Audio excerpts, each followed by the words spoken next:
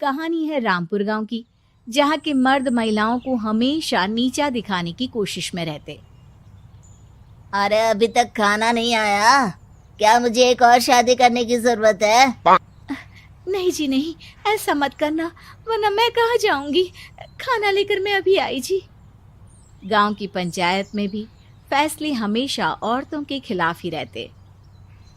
मैं जो फैसला सुनाता हूँ वो भगवान की आज्ञा होती है। इस लड़के ने अपने मन से शादी करके अच्छा नहीं किया। लड़के को घर भेज दो और इसकी शादी इसकी जाति की किसी लड़के से करवा दो, लेकिन ये लड़की, इसे तो गांव के बाहर निकाल दो। नहीं नहीं जमींदार साहब, ये क्या बोल रहे हैं? ऐसा नहीं हो सकता। मेरी बेटी मासूम है, इसे अच्छे बुरे की समझ नहीं है। अरे कहाँ जाएगी ये बेचारी? कहाँ जाएगी? इतनी चिंता है तो पूरे परिवार का गांव निकाला कर देते हैं।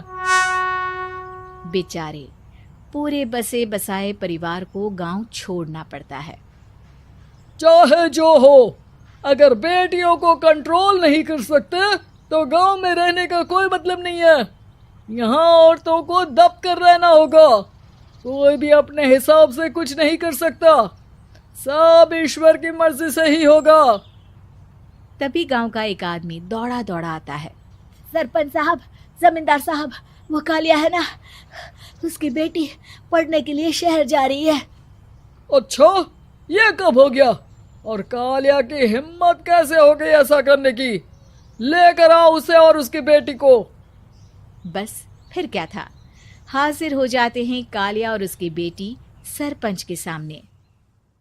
अरे कालिया, ये क्या सुनने में आ रहा है? बेटी को इंजीनियर बना रहा है तू? और ये बता, गांव में तो स्कूल नहीं है, फिर कहां से इतनी क्लास पास कर गई तेरी बेटी? राधा, जो कि कालिया की बेटी है, उसे लगता है कि सरपंच उसकी तारीफ कर रहे हैं। सरपंच जी, मैंने ऑनलाइन पढ़ाई की है, डिस्टेंस लर्निंग से। सभी में मैंने अच्छे नंबर पाए हैं, जिसे देखते हुए शहर की इंजीनियरिंग कॉलेज में मुझे स्कॉलरशिप मिली है। वाह जी वाह, क्या होती है ये? पहले तो ये बताओ, फिर आगे की बात करते हैं। पूरा गांव राधा की बात सुन रहा था और राधा बोलती जा रही थी। तो ऐसे मैं फ्री में एक अच्छी शिक्षा लेकर गांव में जो कुछ परेशानियां हैं, जैसे बिजली, पानी और इंटरनेट जैसी समस्याओं के लिए काम करूंगी। मैं गांव को शहर से जोड़ने के लिए पुल का निर्माण करवाने का प्रस्ताव रखूंगी। मुझे पूरी उम्मीद है कि जल्द ही हमारा गांव भी तरक्की की राह पर चल पड़ेगा। राधा की बात सुनकर सारे गांव वाले ताली बजाने लगते हैं। सरपंच को समझ नहीं आता कि वो क्या करे। चुप रह नादान लड़की, गांव के खिलाफ जाने के लिए तुझे गांव से बेदखल कर दिया जाएगा, वो भी पूरे परिवार के साथ। और हाँ, अगर ठीक से गांव में रहना चाहती है तो ये पढ़ाई लिखाई छोड़ दे। हम तेरे लिए गांव का कोई होनहार लड़का देखेंगे। तभी गांव का एक आदमी बोल पड़ता है। अरे नहीं नहीं सरपंच जी, राधा बिटिया जो बता रही है, अगर वैसा हो जाए तो हम लोगों को पैसा कमाने के लिए बाहर नहीं जाना पड़ेगा। हाँ जी, और ना ही कोसों दूर पानी के लिए भटकना पड़ेगा। हमारे बच्चे भी अच्छी पढ़ाई कर सकेंगे और आगे बढ़ेंगे, ना कि हमारी तरह खेती करते बैठेंगे। क्यों गांव वालों, राधा बिटिया का साथ देना चाहिए ना। सरपंच देखता है कि गांव राधा के साथ है तो वो चुप हो जाता है। वो घर आकर अपने सलाहकार से बात करता है, जो बहुत ही चालाक किस्म का इंसान होता है। अरे सरपंच साहब, आपको बहुत ही होशियारी से काम लेना पड़ेगा। एक बार गांव तरक्की कर गया, यहाँ के बालक पढ़ लिए तो कोई ना पूछेगा आपको। और फिर ये जो बेटा और बेटी है ना आपके, इनको भी आम लोगों की तरह ही जीवन जीना होगा। हाँ, लेकिन करे तो क्या करे? वो ना आप मुझ पर छोड़ दीजिए, बस मैं जैसा बोलूं करते जाइए। अगले रोज सुबह जब गांव वाले सोकर उठते हैं तो राधा के घर के बाहर और साथ ही वो लोग जिन्होंने राधा का सपोर्ट किया था, उनके घर के आगे लाल रंग से कल आऊंगी लिखा होता है। कल आऊंगी, यह क्या होता है? अरे यह तो खून से लिखा है, लगता है कोई भूत प्रेत या चुड़ैल का साया है। चलो सरपंच जी के पास चलते हैं। सभी सरपंच के पास जाकर उसे सारी बात बताते हैं। अरे ये तो बड़ी मुश्किल की बात है।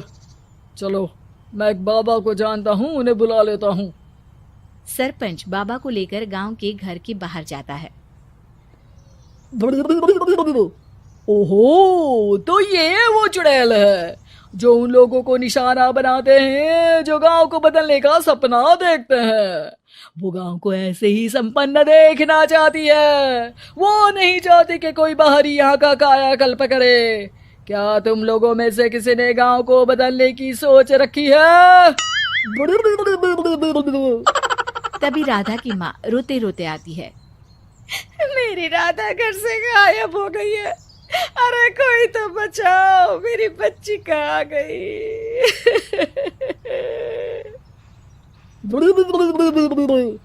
ले गई वो चुड़ैल, तेरी बच्ची को ले गई।